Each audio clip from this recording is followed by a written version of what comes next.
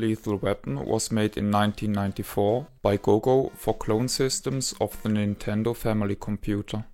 The game is not related to the movie franchise of the same name, and it is another game than Lethal Weapon for the Nintendo Entertainment System made in 1992 by Eurocom. Some sources state that the game was also released titled as Lethal Enforcers. This comes to no surprise, as the game borrows a stunning amount of content from Lethal Enforcers. After an intro with great music, the game goes to a level selection screen. The player wields a 6-shot revolver, which is reloaded by shooting off screen. The health bar consists of 5 units, which are depleted upon being shot and when civilians are injured. When running out of lives, a game over message is shown and the game is set back to the title screen. One level is a shooting range.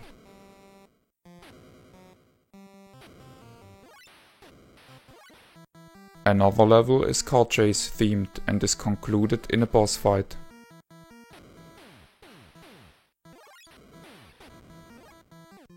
A different level takes place at a bank heist.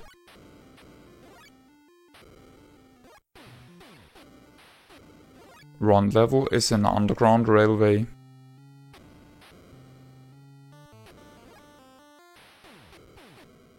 There is an airport level.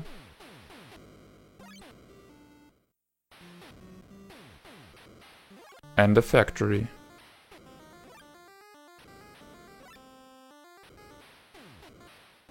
Technologically, the game is very interesting, as it is one of the few NES light gun games which track the Y position of the screen.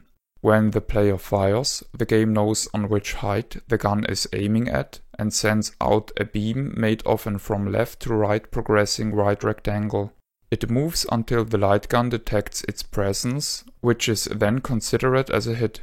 In practice, this does divide the picture frame into individual screen units, which are used as hitboxes. A popular game which does a more noticeable quantization of the screen is Snatcher on the Sega Mega CD.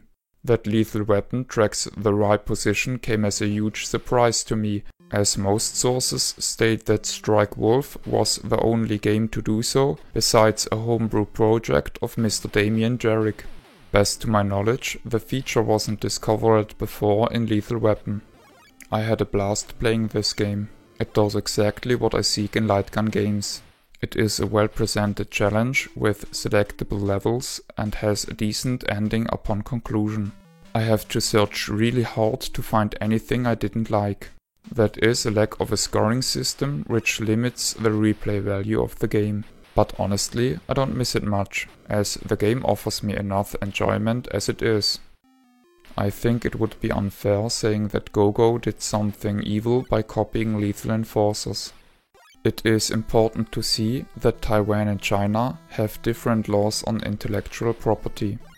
They don't pretend to be Konami, the developer of the original game, and they don't pretend that Konami was involved.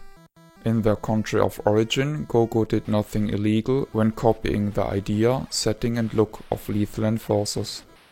Furthermore, not everything is copied.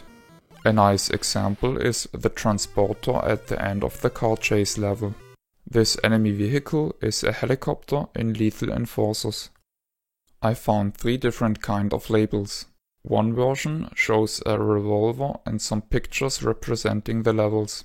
The Dandy version is just a screen capture of the title screen.